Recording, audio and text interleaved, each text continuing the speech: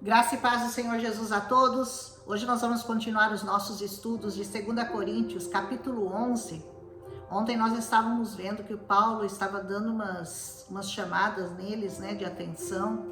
E a gente questionou ontem, será que ele vai continuar chamando a atenção deles? Na verdade, ele vai sim. Só que ele vai explicar por que ele precisava ser tão duro com eles. Ele precisava, era uma necessidade.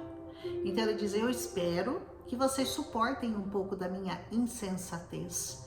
Ele diz, eu vou ser aparentemente insensato, mas é necessário. Sim, por favor, ele diz, sejam pacientes comigo.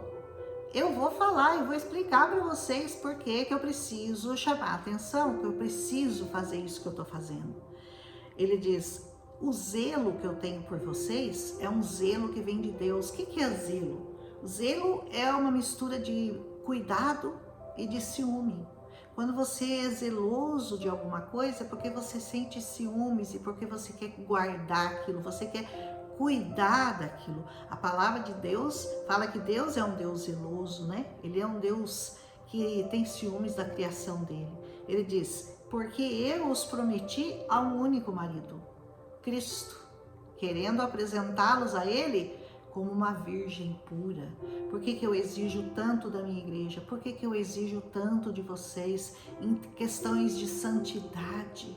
Porque eu quero apresentar vocês a Cristo como se fosse uma noiva, uma virgem pura. Aleluia! O que eu receio, ele diz, e que eu quero evitar, é que assim como a serpente enganou a Eva com astúcia, a mente de vocês se corrompa, seja corrompida e se desvie da sua sincera e pura devoção a Cristo. Você está vendo o que Paulo queria evitar? É que de alguma maneira ele queria evitar que eles pudessem ser enganados, porque falsos apóstolos haviam se infiltrado no meio deles e tentavam pregar um outro evangelho que não era o de Cristo. Porque se alguém vier, olha o que ele diz, pregando um Jesus que não é aquele que nós pregamos, o Jesus da facilidade, o Jesus da riqueza, o Jesus da boa vida, o Jesus da bonança, sem cruz, só com dinheiro no bolso, esse Jesus aqui não é esse evangelho, viu? Ele diz, se alguém vier pregando um Jesus que não é aquele que nós estamos pregando, que Jesus que ele estava pregando? Um evangelho de cruz, um evangelho de renúncia, um evangelho de dores, um evangelho que tudo suporta por amor a Cristo. É esse Jesus que ele estava pregando. Ou se vocês acolherem um espírito diferente do que acolheram, ou então que é o Espírito Santo, né? Ou um evangelho diferente daqueles que vocês aceitaram, aí vocês suportariam facilmente. Ah, se for outro Jesus, se for outro evangelho, aí é fácil de suportar. Esse aqui que o Paulo estava pregando, não era não. Esse é o verdadeiro. Esse não é fácil de suportar.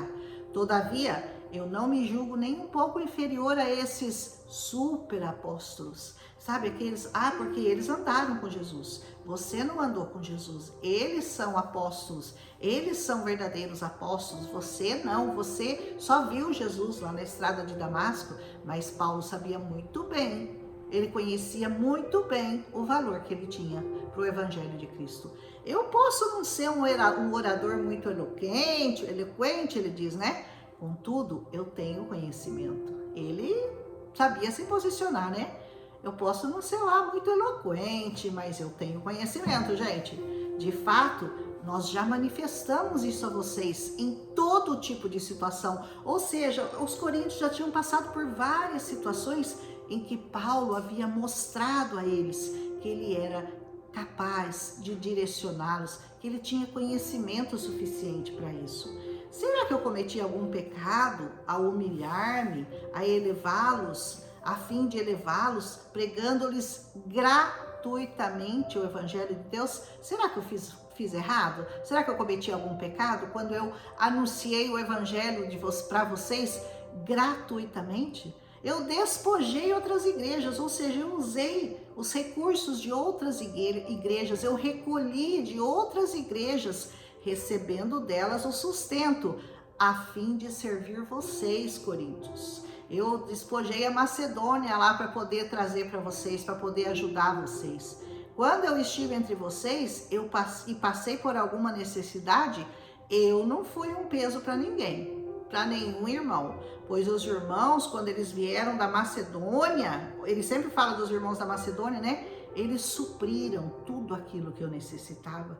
Eu fiz tudo para não ser pesado para vocês. E eu vou continuar a agir dessa maneira. É assim que eu vou continuar agindo. Eu vou pregar de graça, eu não quero ser peso, eu não quero pedir nada para vocês, porque Deus é poderoso para suprir todas as minhas necessidades em glória. A igreja da Macedônia me supriu. Eu não pedi nada para vocês, coríntios. Tão certo como a verdade de Cristo está em mim, ninguém na região da Caia poderá privar-me deste orgulho. Este orgulho ninguém tira de mim. A verdade de Cristo está em mim.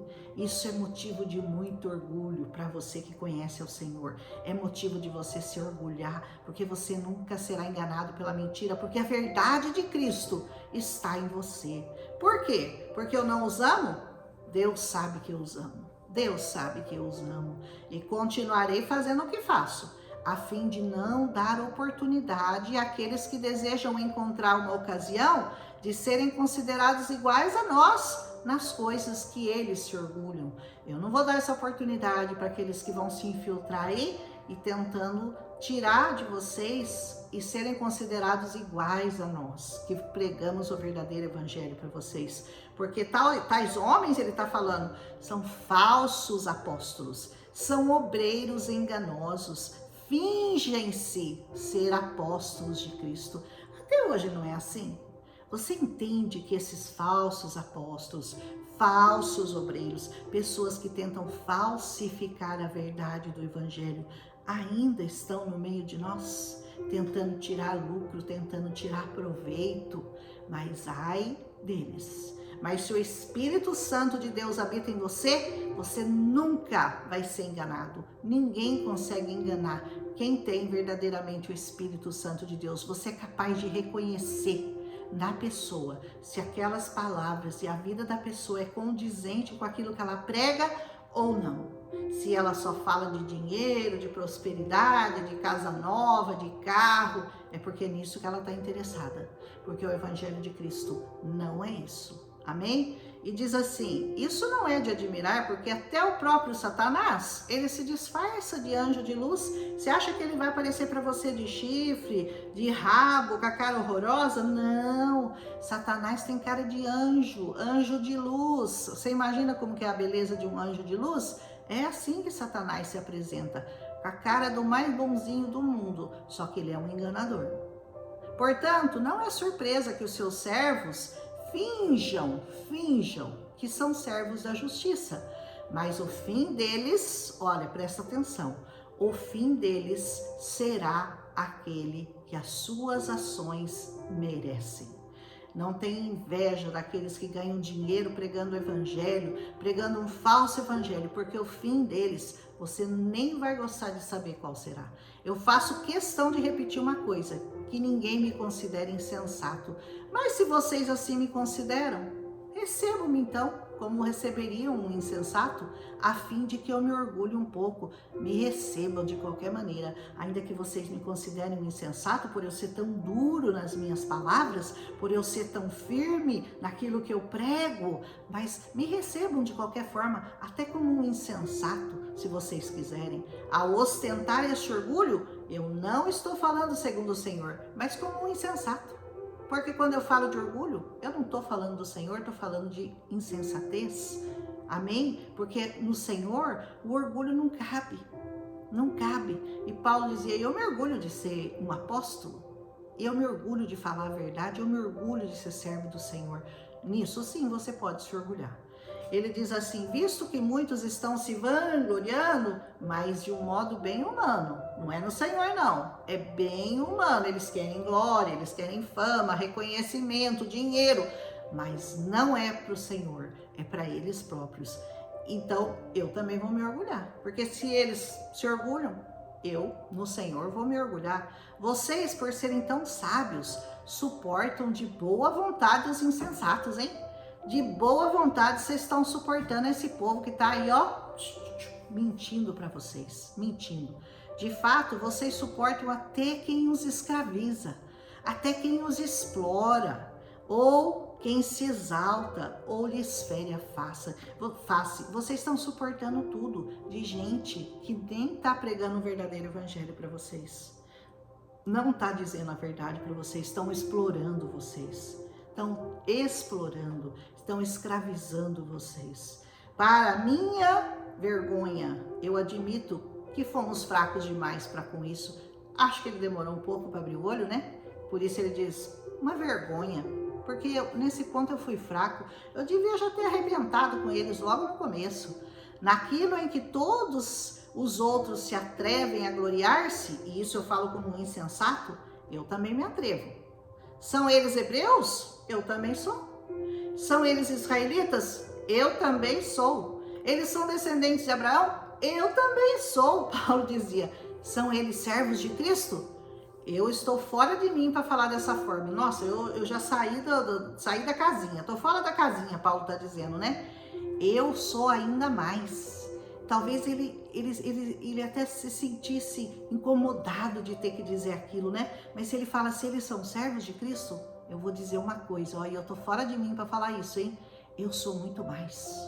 Eu trabalhei muito mais. Eu fui encarcerado mais vezes do que todos eles. Eu fui açoitado mais severamente. Eu fui exposto à morte repetidas vezes. 5 vezes eu recebi dos judeus 39 açoites, era 40 menos 1, 39. 5 vezes ele foi açoitado com 39 açoites. 3 vezes eu fui golpeado com varas. 1 vez eu fui apedrejado.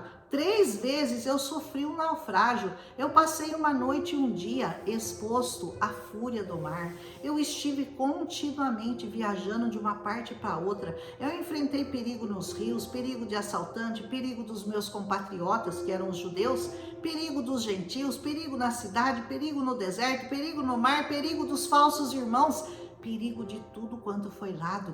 Paulo dizia, eu enfrentei tudo por amor de vocês. Eu trabalhei arduamente, muitas vezes eu fiquei sem dormir, eu passei fome, eu passei sede, muitas vezes eu fiquei em jejum, eu suportei o frio, eu suportei a nudez. O que será que Paulo não suportou, né? Por amor à igreja de Cristo, ele suportou tudo.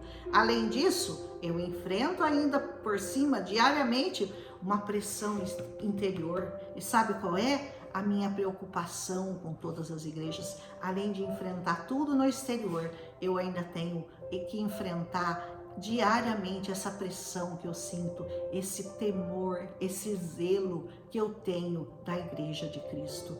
Quem tá fraco que eu não me sinta fraco? Quem não se escandaliza que eu não queime por dentro? Se eu devo me orgulhar, que seja nas coisas que mostram a minha fraqueza. Nisso eu me orgulho, nas coisas que mostram que eu sou dependente de Deus, né?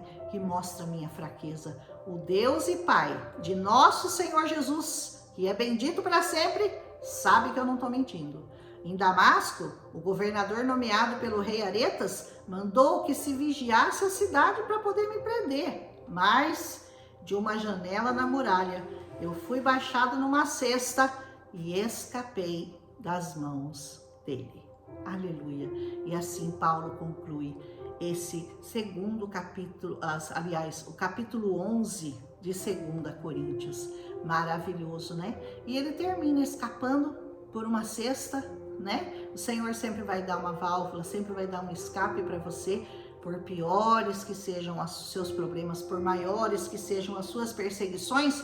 Eu duvido que você tenha passado metade, 1/10, 1/1000 do que Paulo passou por amor à igreja do Senhor.